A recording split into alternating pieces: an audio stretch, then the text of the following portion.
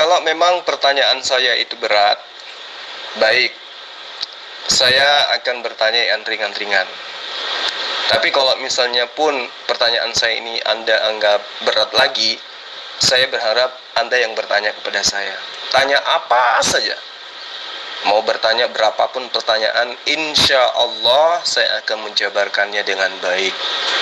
Saya akan bertanya sesuatu yang sangat ringan, Pak. Ringan sekali. Ketika Tuhan Anda itu nuzul ke muka bumi menjadi manusia, yang paling dekat dengan dirinya bukan muridnya, tetapi adalah orang yang melahirkannya, dan itu adalah ibunya pastinya. Saya ingin tahu menurut iman Pak Pendeta Petra, siapa Yesus menurut ibunya? Silakan. Jangan lupa subscribe Iman Yakin Channel.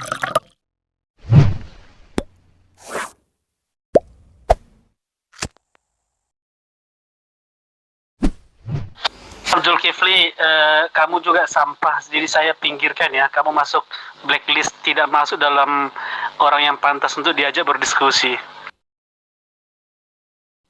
Tunggu dulu Ahmad, pertanggungjawabkan dulu.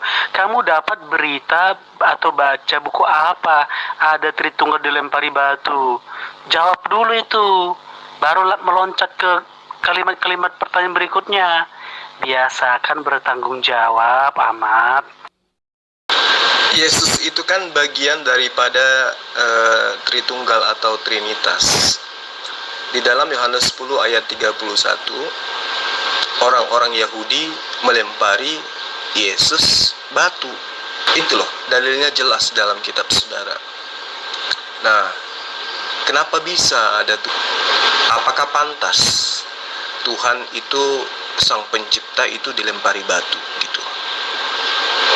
Coba saya mulai mengambil dari sini. Meskipun saya tahu Anda menghindar dari saya, tetapi mungkin Anda senang dengan membahas Tuhan Anda yang sedang dianiaya oleh makhluk. Yohanes 10 ayat 31, Yesus Tuhannya orang Kristen dilempari batu oleh manusia. Itu kenapa?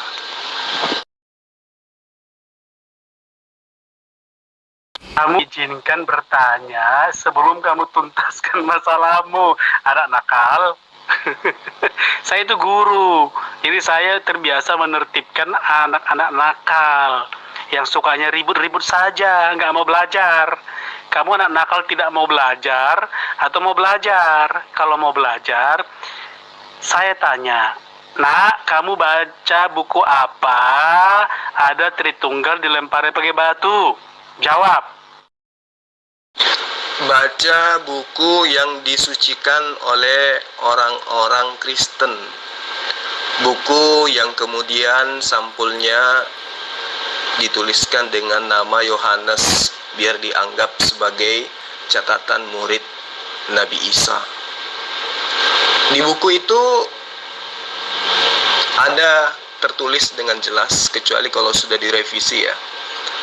Di bab 10 ayat 31, Yesus yang adalah Tuhan Tritunggal dilempari batu oleh orang Yahudi. Kok ada Tuhan dilempari batu? Itu gimana penjelasannya, Pak Pendeta Petra?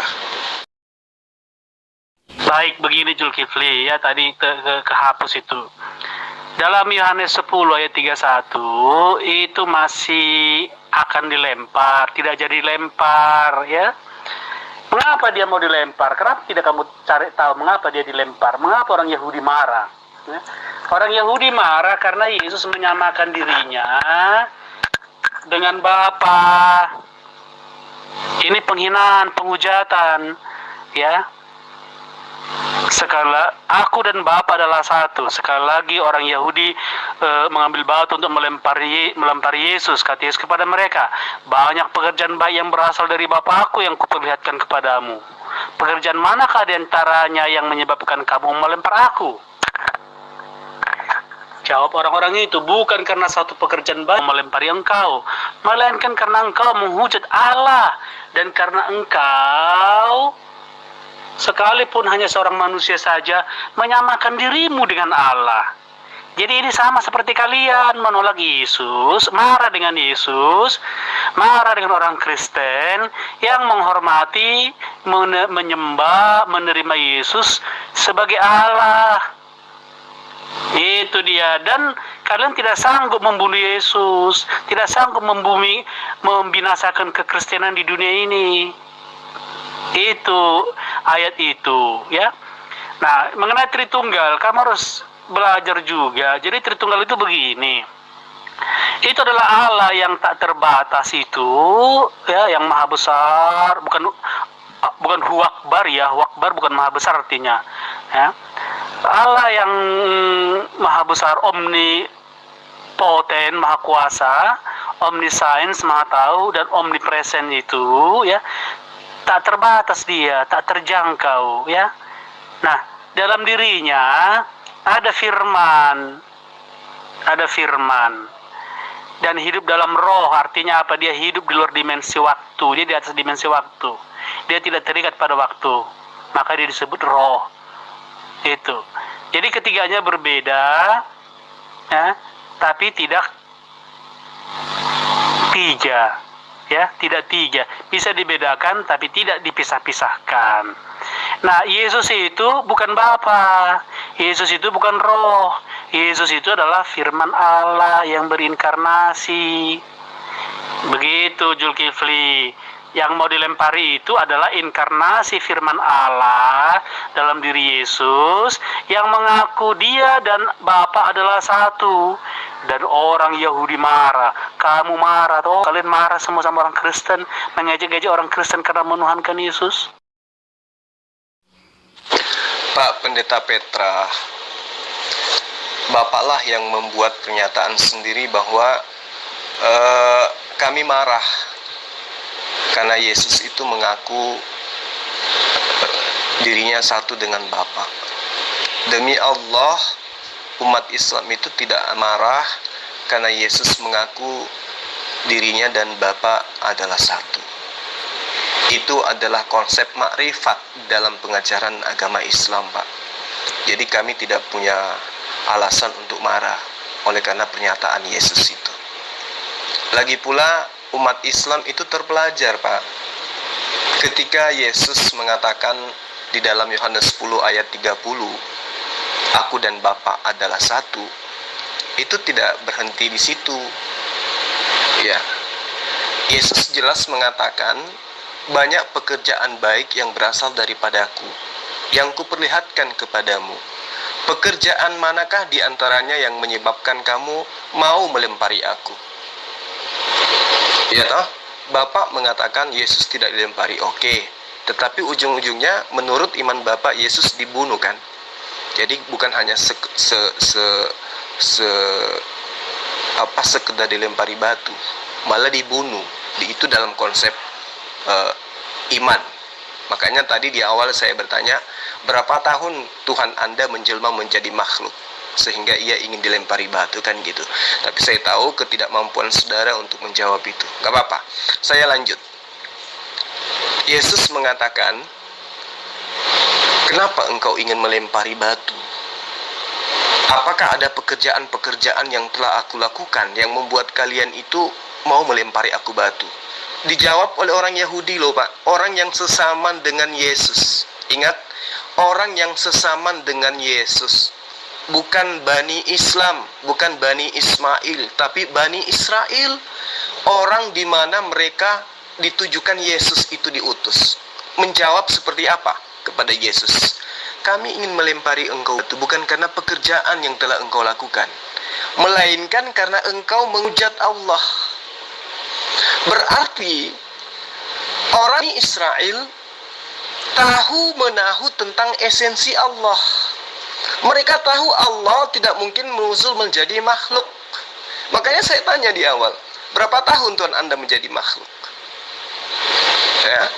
Jadi Bani Israel yang paham kitab Tanakh, yang paham kitab Torah, yang paham bahasa Ibrani, yang tahu bahasa Aramaik, yang hidup sesama dengan Yesus pun heran ketika ada manusia mengaku dirinya sebagai Allah. Apa sebabnya? Karena Taurat Musa tidak mengajarkan Tuhan nuzul menjadi makhluk, Pak. Jadi wajar. Bukan karena pekerjaan yang engkau lakukan, Yesus, yang membuat kami ingin melempari kamu batu. Tetapi kamu terlalu lancang menyamakan dirimu dengan Allah. Berarti Bani Israel tahu Allah bukan manusia, bukan anak manusia. Bani Israel tahu Tuhan tidak pernah dibentuk dalam rupa makhluk. Itu loh Pak, yang perlu Bapak pahami. Namun saya ingin memberikan pokok inti dari pengajaran Yohanes 10 ini. Ketika orang-orang Yahudi yang paham kitab Tanak, tidak seperti orang Kristen yang hanya umat terjemahan, ingin melempari batu Yesus oleh karena Yesus dianggap menyamakan dirinya dengan Tuhan. Apa klarifikasi Yesus? Yesus mengatakan, "Hai, kalian ini gimana sih?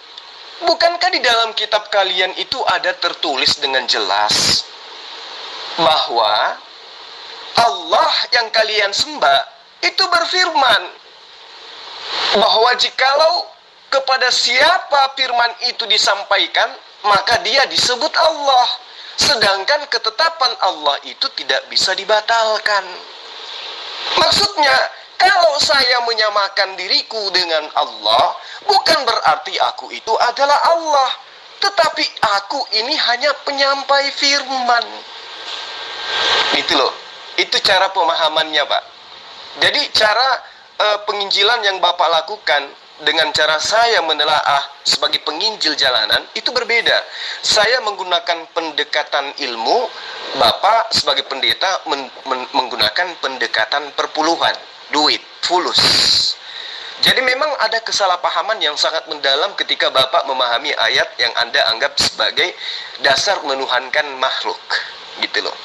Jadi Anda salah ketika Anda mengatakan Zulkifli keliru, tidak memahami Tritunggal itu apa. Sekali lagi saya katakan kepada Pak Pendeta, di gereja mungkin Bapak boleh bangga dengan mengatakan itu, tapi di hadapan saya jangan coba-coba. Makanya muncul pertanyaan saya tadi di awal Pak, yang membuat Bapak itu kelencotannya. Ya, berapa tahun Tuhan Bapak Theos itu nuzul menjadi makhluk yang ingin dilempari batu, yang kemudian klarifikasi bahwa ternyata dia bukan menyamakan dirinya dengan Tuhan, tetapi dia mengemban amanah menyampai firman sehingga dia boleh mengaku sebagai Allah. Kenapa? Karena dia mewakili Allah untuk menyampaikan perkataan Allah. Di dalam Yohanes 12 ayat 49, di kitab Anda, Yesus yang Anda tuhankan mengaku, "Aku ini tidak berkata-kata dari diriku sendiri. Apa yang aku katakan, aku mengatakannya sesuai dengan apa yang diperintahkan oleh Tuhanku untuk aku sampaikan dan aku katakan." Berarti Yesus ketika mengatakan aku adalah Allah, aku adalah Bapa, akulah Alfa dan Omega, itu berarti Yesus sedang menyampaikan perkataan Allah, bukan menyampaikan perkataan yang berasal dari dirinya sendiri. Paham nggak sampai situ, Pak Pendeta Petra? Kayaknya kamu kurang belayan kamu. Kamu minggir ya, minggir. Yesus adalah salah satu inkarnasi dari ketiga ini, yaitu firman Allah. Nah, Allah menciptakan segala sesuatu melalui apa? Melalui firman-Nya. Nah, itu kan tadi katanya pertanyaan saya abal-abal, tidak pantas untuk ditemani berdiskusi. Nah, sekarang Anda berbicara tentang inkarnasi. Itulah yang saya tanyakan, Pak. Tuhan Bapa itu berinkarnasi menjadi makhluk itu berapa tahun lamanya? Ingat, Bapak bukan Bani Israel. Bani Israel dan Bani Ismail itu tahu persis konsep Tuhan. Berbeda dengan Anda, yang Anda tahu adalah konsep Theon atau Theos. Ya, Bapak boleh bangga mengatakan Yesus itu Tuhan. Oke, silahkan. Tapi 2000 tahun silam, orang-orang yang hidup bersama dengan Yesus, ketika Yesus memperlihatkan mukjizat-mukjizat yang luar biasa, justru mereka menganggap Yesus itu hantu, bukan menganggap Yesus itu Tuhan.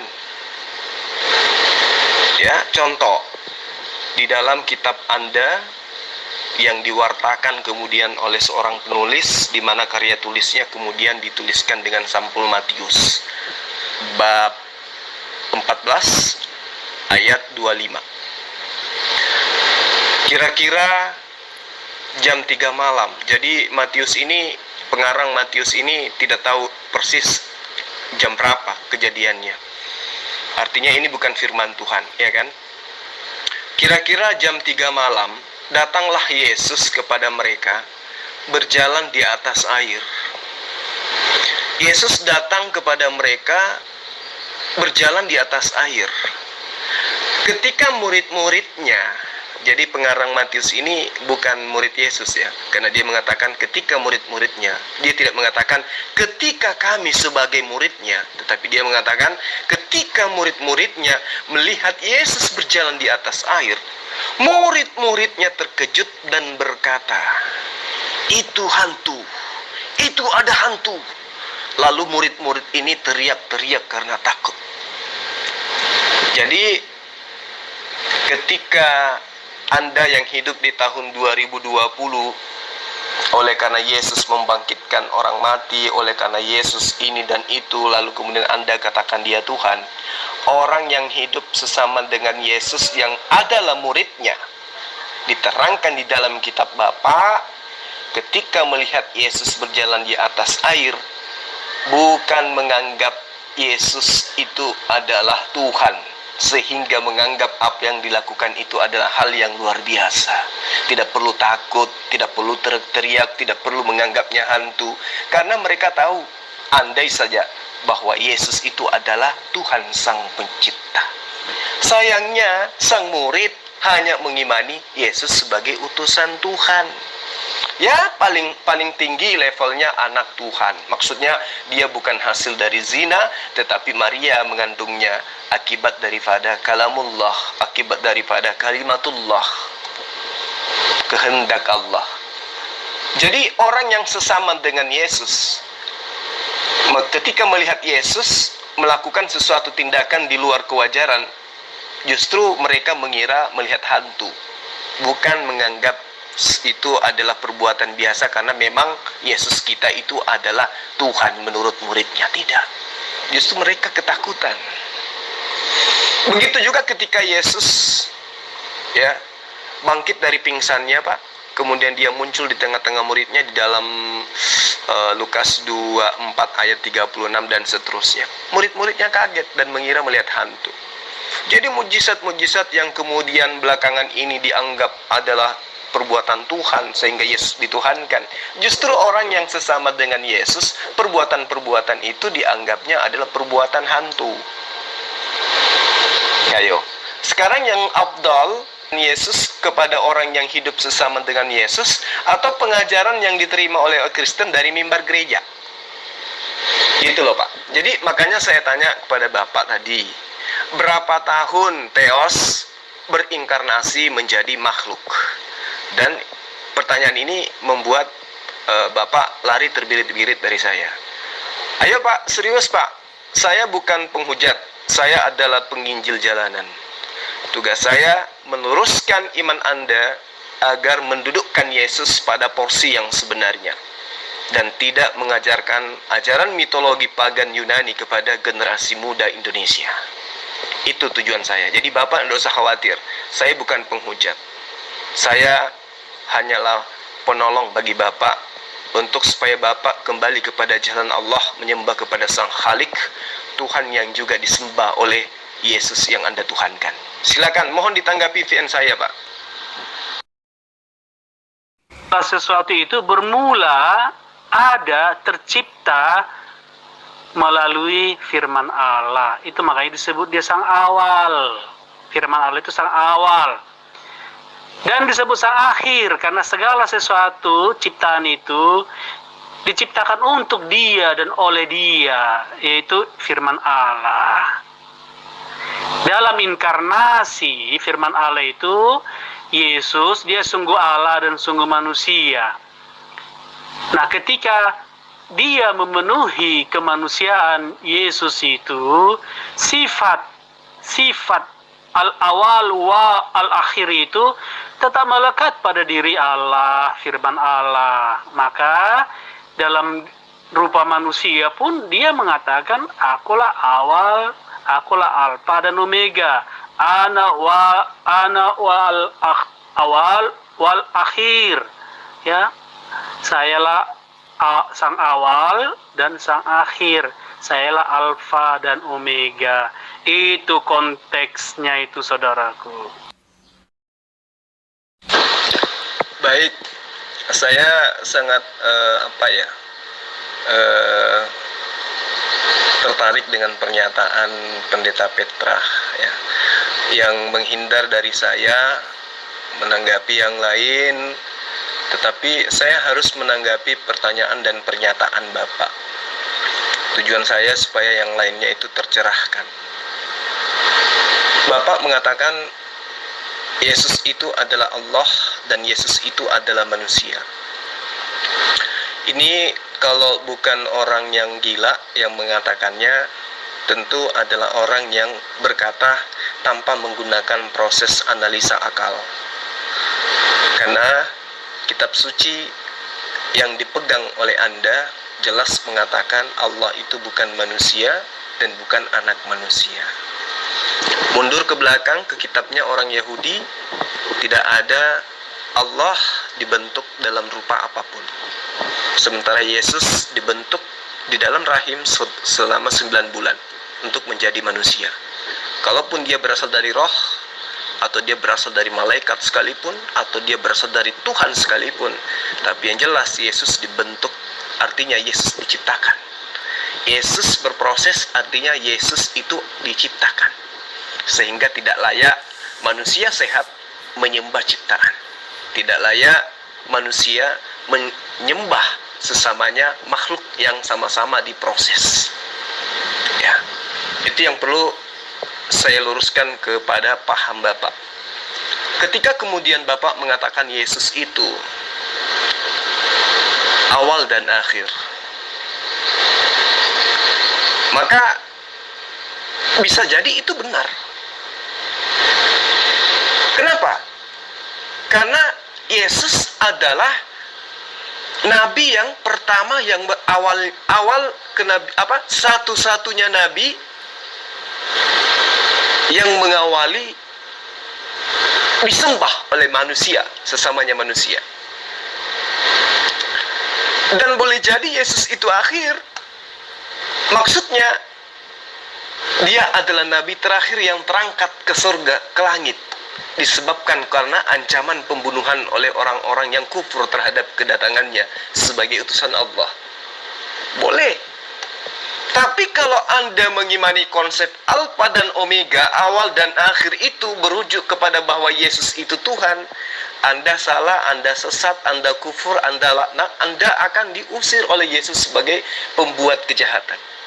Apa halnya?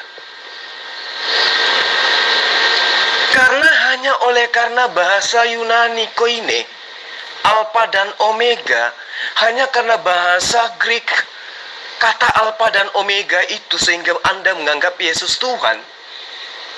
Apa artinya itu, Pak? Ketimbang mereka yang hidup sesaman dengan Yesus, ketika dengan mata mereka melihat tanpa ada cerita dari orang lain, mata mereka sendiri yang melihat Yesus berjalan di atas air, Yesus membangkitkan orang mati, Yesus satu roti bisa membuat makan 500 orang, 5.000 orang, dan seterusnya. Tetap saja menganggap ketika mujizat-mujizat itu dilakukan oleh Yesus, menganggapnya itu adalah sebuah perbuatan hantu. Lalu kemudian keabsahan, keotentikan kitab Anda yang adalah dulunya bernama kitab mimpi, belakangan baru diganti dengan judul kitab Wahyu, yang menceritakan Yesus di luar daripada nalar kewarasan manusia. Ya. Lalu kemudian itu Bapak anggap sebagai asal-usul penyembahan dan pengakuan Yesus sebagai Tuhan. Sebagai penginjil saya ingin mengajarkan dan memahami ayat yang ke-17 atau ayat yang ke-8 dari Wahyu 8 itu, dari Wahyu ke-1 itu, pertama itu. Coba baca ayat pertamanya, Pak. Inilah wahyu al-amin, dalam kurung Yesus, yang diberikan oleh Allah untuk disampaikan kepada hamba-hambanya. Maksudnya, inilah perkataan Allah yang disampaikan kepada Yesus sebagai wahyu untuk Yesus sampaikan kepada hamba-hamba Allah. Berarti jelas pengakuan Yesus Yohanes 12 ayat 49, aku tidak dapat berkata-kata dari diriku sendiri, itu sudah terjawab. Kemudian Yohanes 17 ayat 8, pengakuan Yesus, segala firman yang engkau berikan kepada mereka, maka sudah terjawab. Perkataan Yesus, akulah Alfa dan Omega, itu adalah firman yang diberikan oleh Allah kepada Yesus untuk Yesus sampaikan kepada Bani Israel bahwa Allah atau Hasim itu adalah awal dan akhir. Ya, saya harus menjelaskan ini lebih terinci kepada Bapak. Sayang Bapak Pendeta menghindar dari saya. Gitu loh. Jadi kembali kepada pertanyaan awal, berapa tahun teos yang Anda tuhankan, yang diajarkan oleh kitab Yunani Anda? Karena orang-orang Yunani itu tidak mengenal Tuhan, tidak mengenal Elohim. Yang mereka kenal adalah teos atau logos atau teon. Nah, saya mau tanya, berapa lama teon Anda itu inkarnasi menjadi makhluk? Tolong dijawab, Pak. Oh, jadi segala sesuatu diciptakan sebelum atau pra-inkarnasinya. Jadi penciptaan alam dan segala isinya diciptakan sebelum dia inkarnasi, masih dalam keberadaannya di dalam diri Bapa. Sebelum inkarnasi, keberadaan dirinya dalam diri Bapa. Lagi-lagi Yesus berada di dalam diri Bapa. Berarti di situ lagi-lagi dua oknum. Pra-eksistensi Yesus pun jelas Bapak katakan Yesus berada dalam diri Bapa. Jadi kapan Yesus itu menjadi Bapa gitu loh? Nggak pernah, Pak. Jadi Yesus itu memang nggak pernah menjadi Bapa. Makanya tadi Anda menghindar dari pertanyaan saya dan hanya meluapkan bualan-bualan kosong. Kemudian saya perlu luruskan. Saya ingin mengajak Bapak melihat Yohanes 8 ayat 17 dan ayat 19.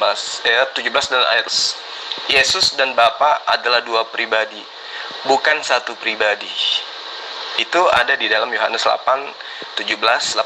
Terkait Anda ingin mengatakan bahwa itu kan setelah dia menjadi manusia. Nah, tadi Bapak mengatakan pra-eksistensi Yesus, dia berada di dalam diri Bapa. Berarti Yesus dan Bapa itu tensi. Tetapi Yesus hanya nebeng pada Bapa. Lalu kemudian jelas dikatakan di dalam Kisah Para Rasul ayat 10, Kisah Para Rasul 10 ayat 38 maksud saya. Yesus nyata diurapi berdasarkan ayat itu. Ini artinya bahwa ketika yang diurapi dianggap Tuhan, maka yang diurapi oleh Bani Israel dari zaman-zaman terdahulu, dari zaman Musa dan seterusnya, itu semuanya adalah Tuhan. Nah, Anda ingin mengakui bahwa Yesus memang adalah Allah manusia, itulah pertanyaan saya.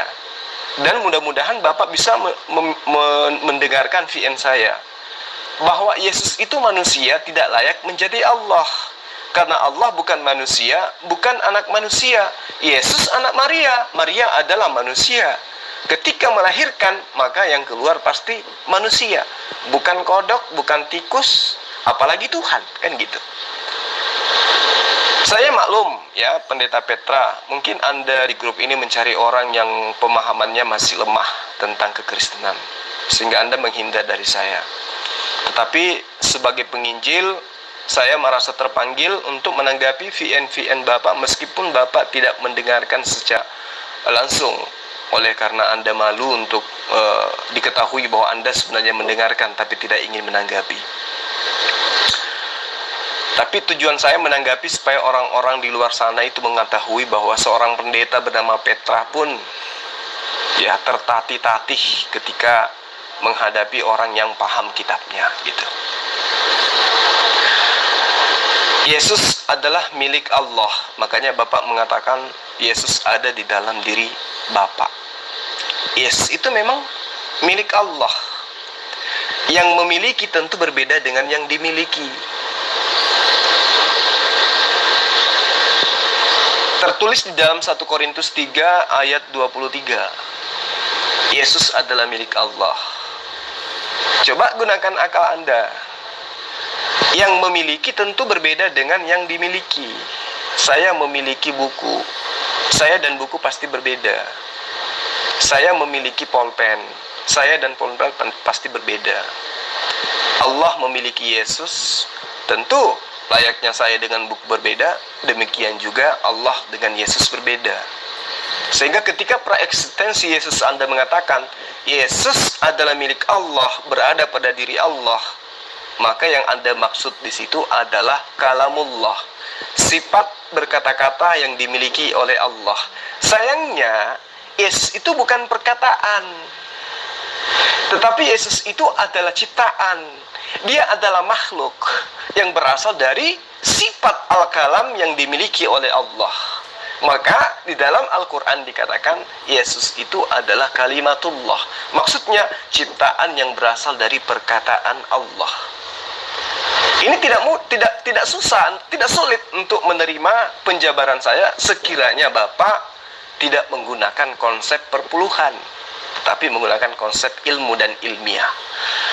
Saya kira seperti itu, Pak Pendeta, bahwa yang dimaksud Yesus maksudnya adalah al-kalam yang melekat pada diri Bapa, pada diri Allah, yang melahirkan sebuah kemampuan untuk berfirman. Itulah yang menyebabkan Yesus tercipta.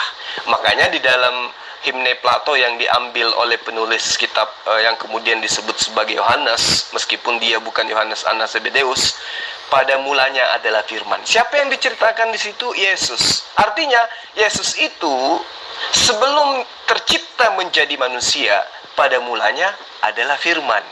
Berarti Yesus itu pada mulanya adalah perkataan Allah.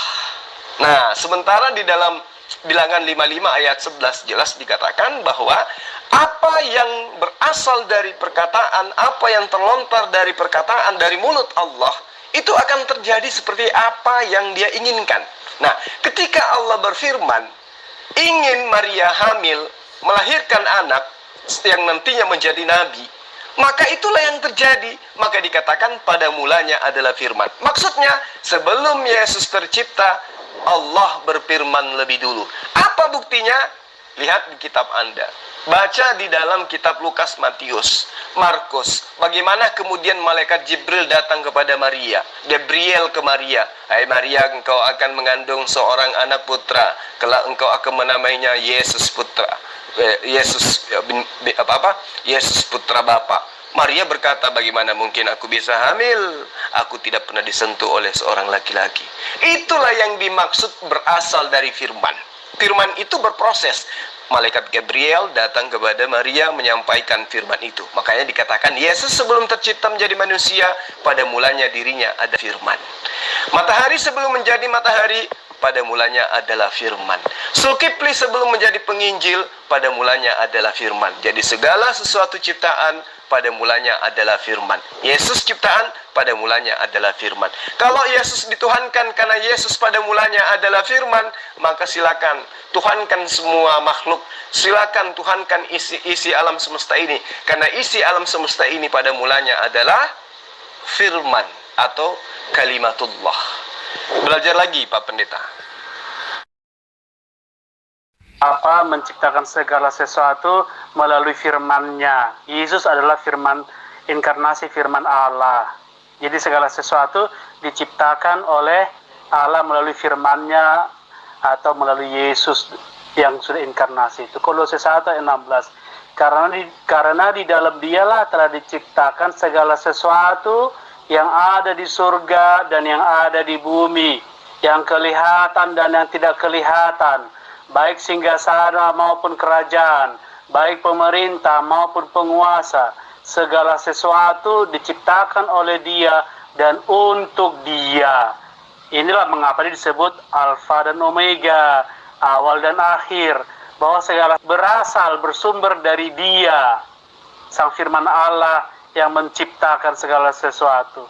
Dan ciptaan itu diciptakan bukan begitu saja, ya, diciptakan adalah untuk Dia, maka Dia mau menjaga, mau memelihara, mau menyelamatkan ciptaannya itu untuk tidak binasa, karena itu untuk dirinya sendiri Dia menciptakan itu. Begitu, Mas. Kolose itu bukan firman Allah dan juga bukan sabda Yesus. Ini adalah perkataan orang bodoh yang ingin bermegah di dunia, yaitu Paulus. Jadi orang waras tidak bisa menjadikan itu sebagai acuan, Pak.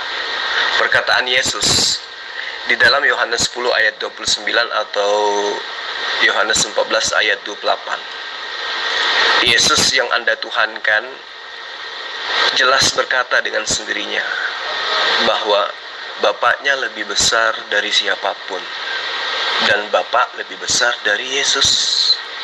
Jadi jelas, menurut Yesus, Yesus bukan Tuhan. Menurut penulis Kolose, Yesus adalah Tuhan.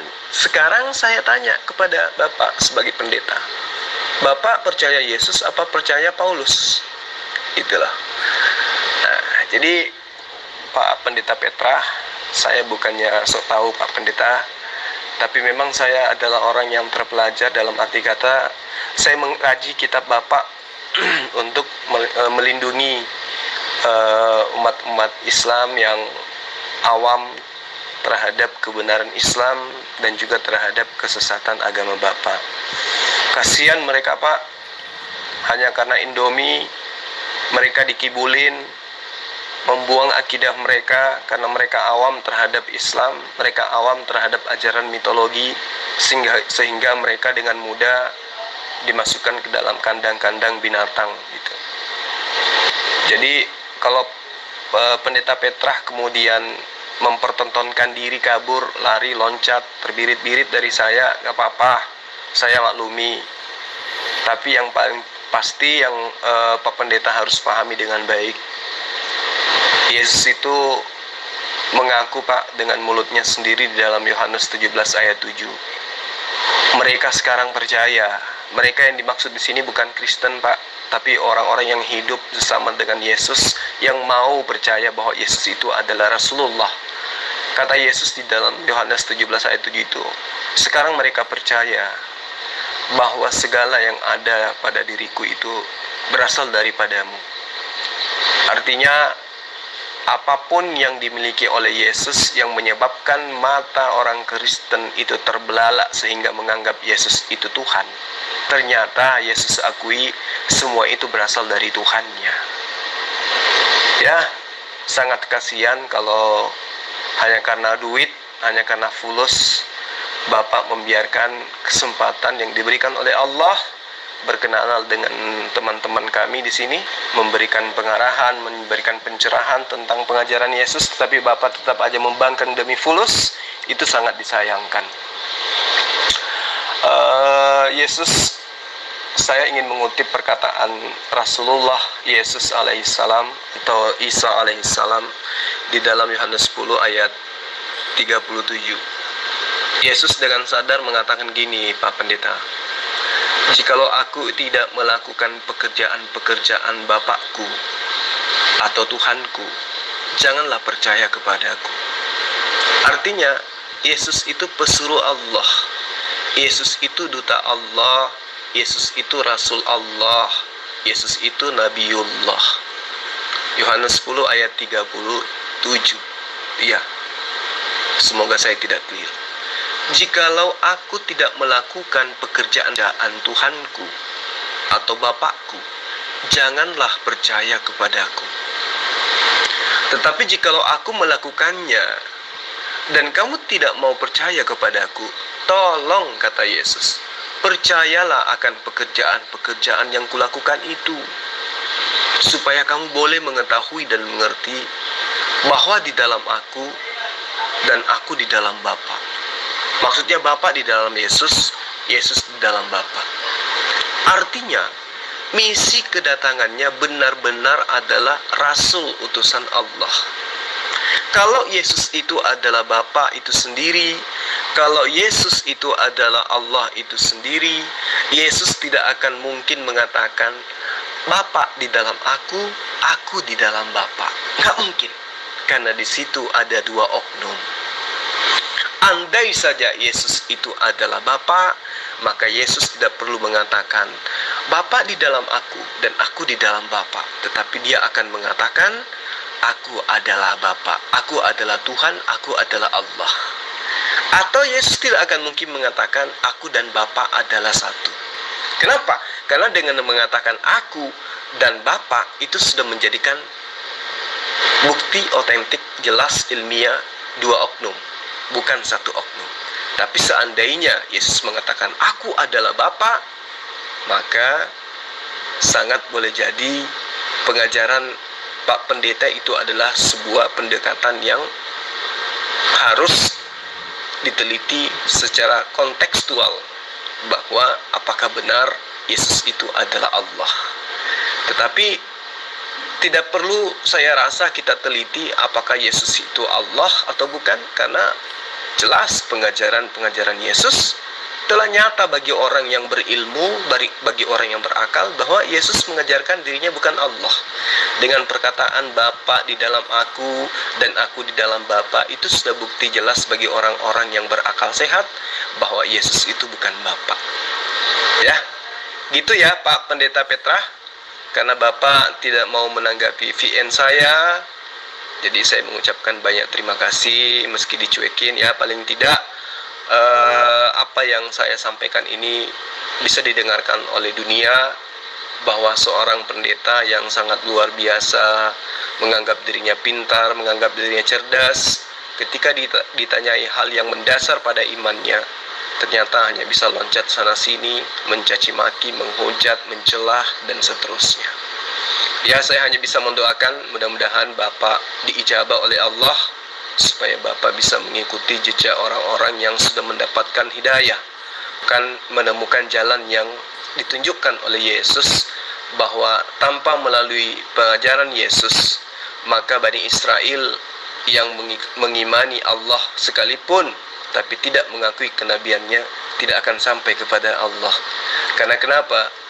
Seorang nabi diutus untuk diakui oleh kenabiannya, oleh umatnya. Setiap nabi itu perlu diakui oleh umatnya. Abraham adalah seorang nabi, harus diakui sebagai nabi ketika dia diperintahkan untuk menyampaikan firman Allah yang datang kepadanya. Musa harus diakui sebagai nabi ketika dia diperintahkan untuk menyampaikan wahyu yang diterimanya kepada umatnya. Begitupun Yesus harus dianggap sebagai nabi kalau diperintahkan untuk menyampaikan kepada umatnya. Dan nyata memang Yesus itu adalah seorang nabi, dia bukan Tuhan. Dan untuk meyakinkan Bani Israel yang menolaknya bahwa dia adalah nabi, maka Yesus mengatakan aku dan Bapakmu adalah satu. Bapa di dalam aku dan aku di dalam Bapa. Pekerjaan yang aku lakukan bukan dari diriku sendiri, tetapi pekerjaan itu adalah pekerjaan yang diperintahkan oleh Bapa untuk aku katakan. Aku berkata-kata bukan dari diriku sendiri, melainkan dari apa yang diperintahkan oleh Bapakmu untuk aku katakan kepadamu. Itu pernyataan Tuhan yang berasal dari manusia yang Bapa Tuhankan, yang tadinya memang murni berasal dari teon-teon, pengajaran penyembahan terhadap dewa-dewa yang diajarkan oleh penjajah kekaisaran Romawi kala itu, yang kemudian diteruskan oleh ajaran yang kemudian disebut dengan sebutan ajaran Kristen. Saya kira seperti itu Pak Petra. Mungkin Bapak cuek terhadap saya, tapi insya Allah paparan-paparan saya ini akan bermanfaat kepada umat Islam, agar mereka tetap kuat di dalam memegang teguh akidah Islam. Selama apapun ekonomi mereka, semiskin apapun mereka, mereka harus sadar jangan menukar iman mereka dengan dunia. Dunia ini hanya sesaat. Di hadapan Allah, hidup kita misalnya 63 tahun, itu tidak sampai sekedip mata di hadapan Allah. Ya, 1000 tahun bagi manusia, itu hanya sehari dalam hitungan Tuhan. Itu yang perlu dipahami dengan baik. Akhir kata, buat teman-teman muslim, salam satu Tuhan. Dan untuk Pak Pendeta Petra, salam beda Tuhan. Semoga Bapak bisa mendapatkan hidayah. Saya akhiri. Assalamualaikum warahmatullahi wabarakatuh.